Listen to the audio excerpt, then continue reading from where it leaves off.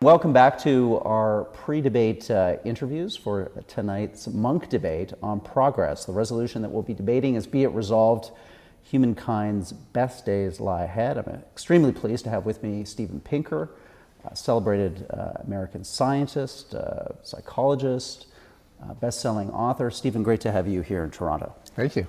Just give us a sense of how you're going to frame tonight's debate. It can go in a lot of different directions, but what's the core argument that you want to communicate to the 3,000 people that'll be gathering here at Roy Thomson Hall? That whether humankind's best days ahead should not be a matter of opinion or attitude or mood, but of facts. And if you look at the data, every indicator of human well-being is on the rise. We're living longer, we are getting sick less often, we're richer, we're more likely to live in democracies, we're more likely to be at peace, we're smarter, we're better educated. And when I say we, I don't just mean we in charmed places like Canada, but globally, and those are what the data say. Moreover, the processes that have pushed us in those directions are almost certain to continue. They consist of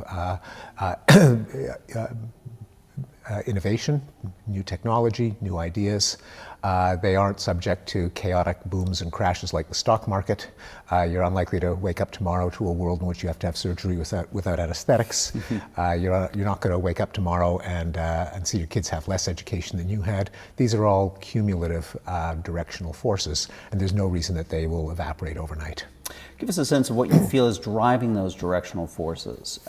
Your debating partner tonight, Matt Ridley, is a proponent of social evolution. He thinks that this is a key factor in understanding why progress, loosely defined, is accelerating.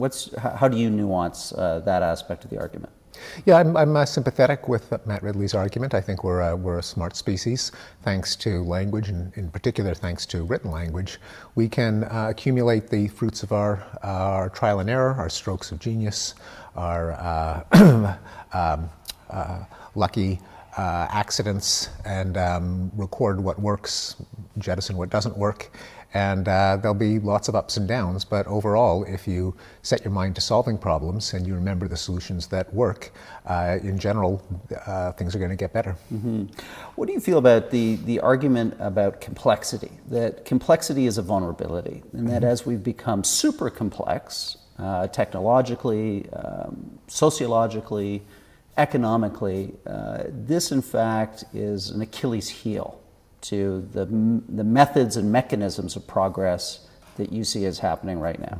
Well, the thing about rationality is that it can always step back and observe its own limitations and set that as a goal, as a problem to be solved. So the complexity of our systems in turn sets up the goal of how do we make them robust to perturbations that might be chaotic? How do we simplify where we can? How do we develop artificial intelligence to deal with some of the complexities?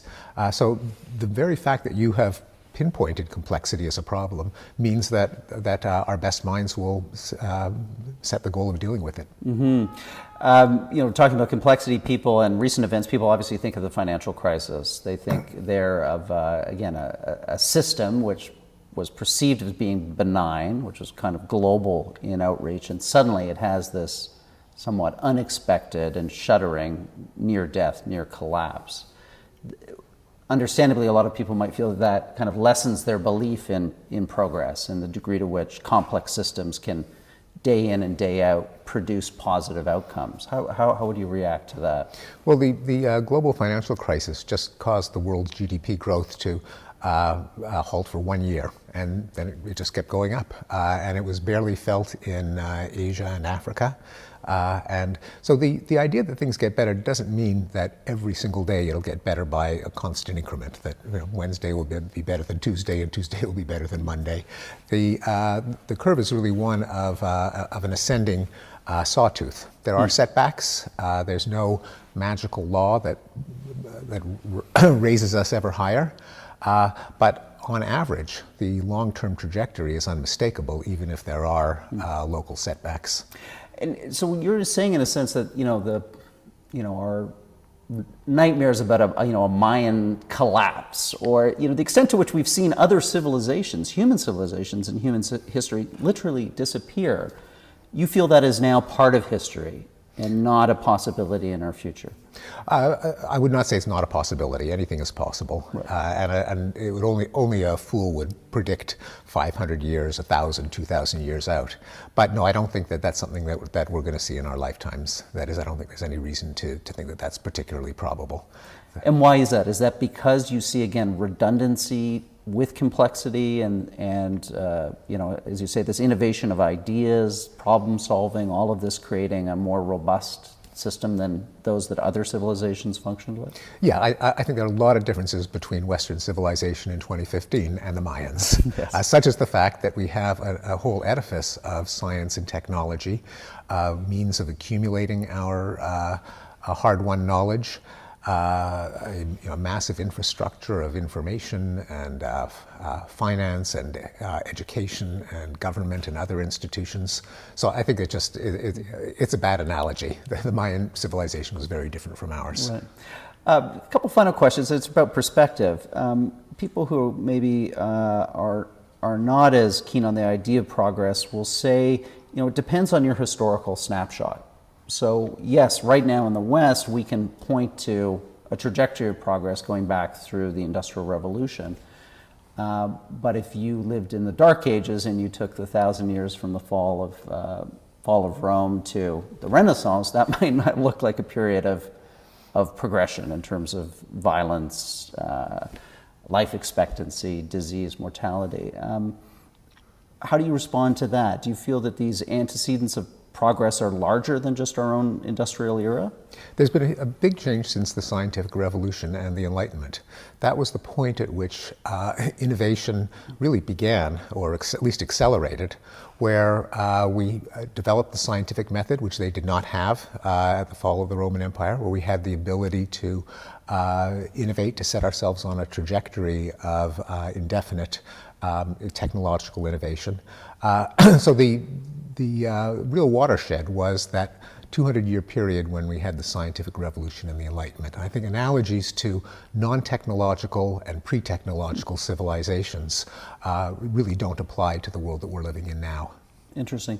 And just finally, because it's on everybody's mind, climate change. I mean, how do you factor climate change into your argument? Or do you feel that this is a global threat that, again, adaptation will respond to and will find a way to muddle through? That it's not existential, as many people believe passionately and feel that it is? Well, it would be existential if we didn't do anything about it, but I see no reason to believe that we won't do anything about it. Economists have noted what the solution is. There has to be carbon pricing so that people will be incentivized to innovate, to conserve, to switch to low carbon energy sources. And there has to be R&D in transformational technologies, such as a new generation of nuclear power, carbon capture, battery technology. If you combine those, then dealing with climate change will still be a formidable challenge. It might be the greatest challenge that we've ever faced, but it is not an unsolvable problem, and it's not one that the world is likely to suicidally ignore. It's not an existential crisis. Well, it would be if we don't do anything about it, but what reason is there to think that we won't do anything about it? The incentives are to do something Yeah. in a big way. Well, Stephen Pinker, thank you so much for coming to Toronto for this debate. You've been a really important international participant in the conversation. It's great to have you here. Thank you. Thanks for having me.